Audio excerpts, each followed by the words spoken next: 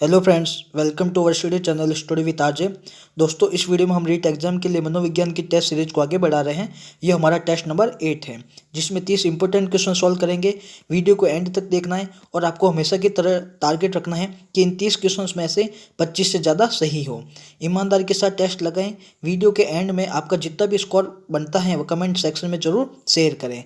और अगर आप हमारे चैनल पर नए हैं तो इस चैनल को सब्सक्राइब जरूर करें, जिससे वीडियो की नोटिफिकेशन टाइम पर मिल सके। तो चलिए शुरुआत करते हैं। आज के टेस्ट का पहला क्वेश्चन इस प्रकार है।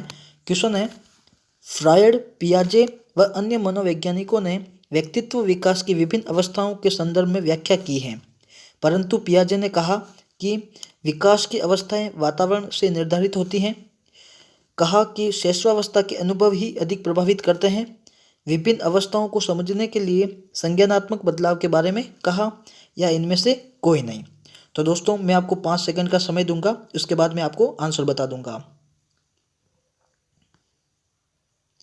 तो दोस्तों, इसका सही आंसर है विभिन्न अवस्थाओं को समझने के लिए संज्ञानात्मक बदलाव के बारे में कहा है जीन पियाजे ने। चलिए नेक्स्ट क्वेश्चन देखते हैं। निम्न में से कौन सा कथन विकास के बारे में सही नहीं है? विकास अंतःक्रिया का फल है। विकास एक व्यक्तिगत प्रक्रिया है। विकास एक व्यक्तिगत श्रृंखला का अनुगामी है। विकास विशिष्ट से सामान्य की ओर चलती है। तो दोस्तों, विकास के बारे में सही नहीं पूछा है, तो इसका सही आंसर है विकास विशिष्ट से सामान्य की ओर चलती है, ऐसा नहीं है। तो इसका सही आंसर क्या है? 4th number. चलिए नेक्स्ट क्वेश्चन देखते हैं। बालकों की सोच अमूर्तता की अपेक्षा मूर्त अनुभवों एवं प्रत्ययों से होती है। यह अवस्था है 7 से 12 वर्ष, 13 से वयस्क तक, 2 से 7 वर्ष, या जन्म से 2 वर्ष। तो दोस्तों, इसका जो सही आंसर है 7 से 12 वर्ष। चलिए नेक्स्ट क्वेश्चन देखते हैं। बाल्यावस्था मिथ्या परिपक्वता का काल है। यह कथन किसका है? किलपैट्रिक, रॉस, स्टैग, या कॉल एंड ब्रूस।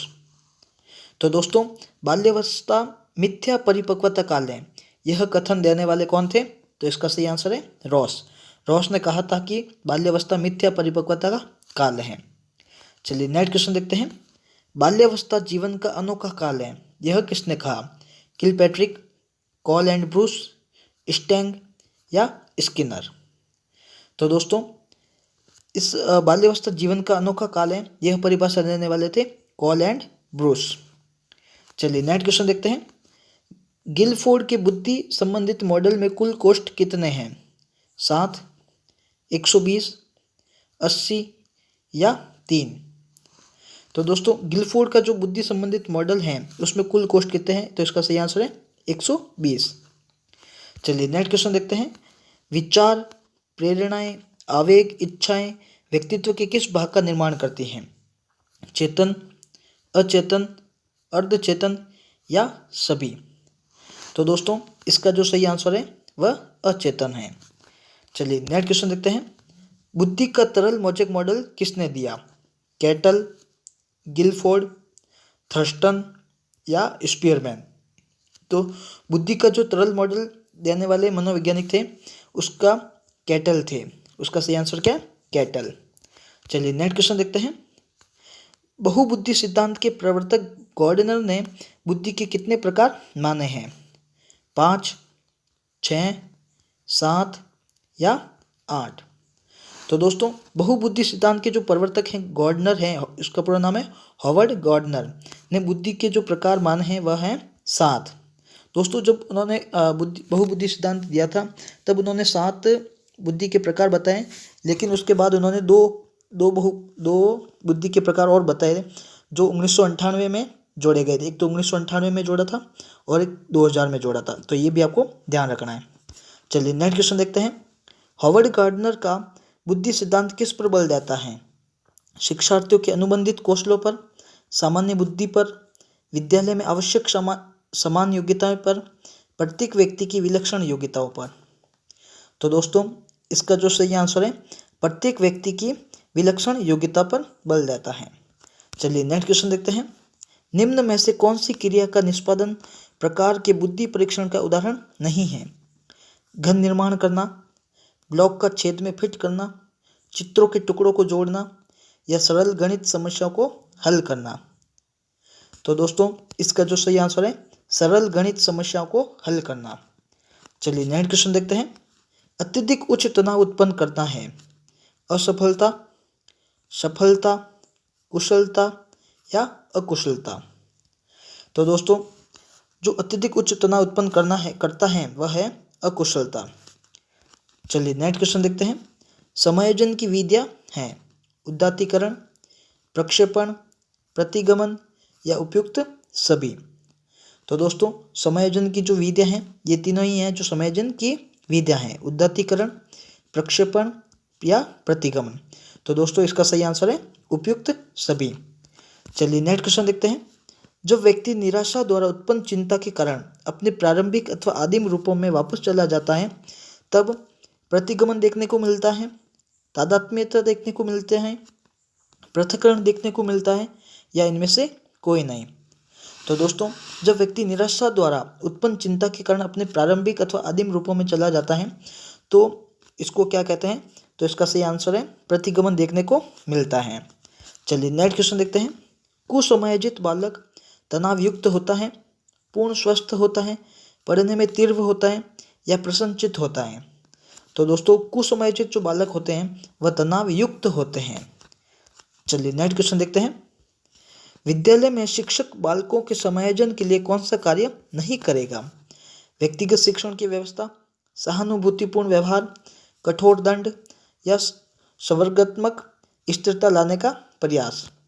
तो दोस्तों विद्यालय में जब शिक्षक बालकों के समायोजन के लिए कौन सा कार्य नहीं करेगा तो कठोर दंड का कार्य नहीं करेगा। तो ये आपको नेक्स्ट क्वेश्चन है। व्यक्ति के मानसिक तनाव को कम करने की प्रत्यक्ष विधि है औचित्य स्थापन, तादात्म्य स्थापित करना, बाधा दूर करना या आश्रित होना। तो दोस्तों जो व्यक्ति के मानसिक तनाव को कम करने की जो प्रत्यक्ष विधि है वह है बाधा दूर करना। ये तो है प्रत्यक्ष विधि और ये जो बाकी की है वह है अप्रत्यक्ष विधि। चलिए नेक्स्ट क्वेश्चन देखते हैं। सृजनात्मक सिद्धांत के प्रवर्तक कौन हैं? ऑप्शन है जीन पियाजे, जेरोन ब्रूनर, जॉन डीवी या मन। तो दोस्तों रचनात्मक सिद्धांत के जो प्रवर्तक थे वह हैं जेरोम ब्रूनर। चलिए नेक्स्ट क्वेश्चन देखते हैं। संरचनात्मकता से तात्पर्य है अधिगम की क्रिया, शिक्षण क्रिया, ज्ञान की संरचना या उपयुक्त में से कोई नहीं। तो दोस्तों संरचनात्मकता से तात्पर्य क्या है? तो इसका सही आंसर है ज्ञान की संरचना। चलिए नेक्स्ट क्वेश्चन देखते हैं।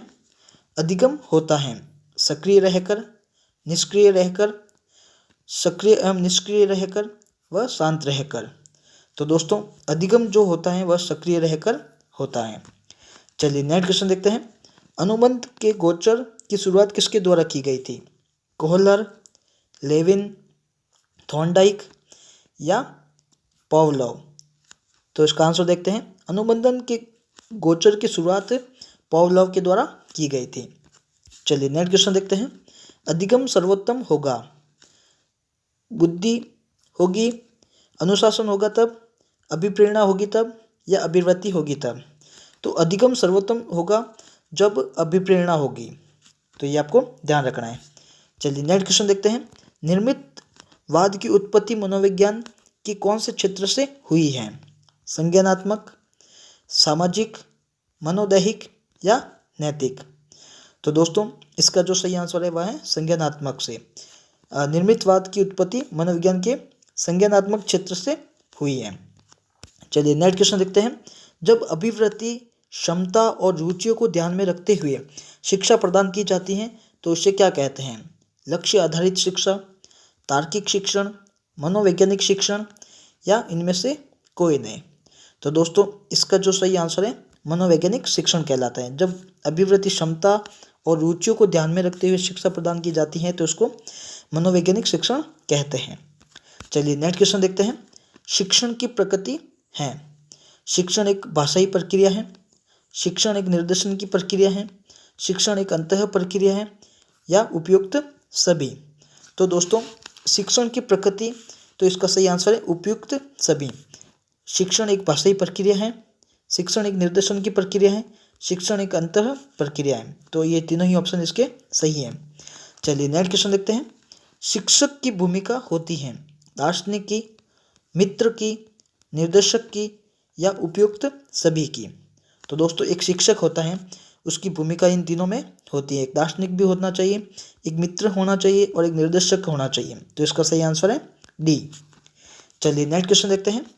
आज शिक्षक के सम्मान में ह्रास हुआ है, इसका मुख्य कारण क्या है? परंपरागत शिक्षण विधि का प्रयोग करना, अधिक रुपए कमाने के लिए ललक, बच्चों के साथ उनका अनुबंधन ठीक नहीं, या लंबी अवधि तक उनकी आवश्यकता नहीं है।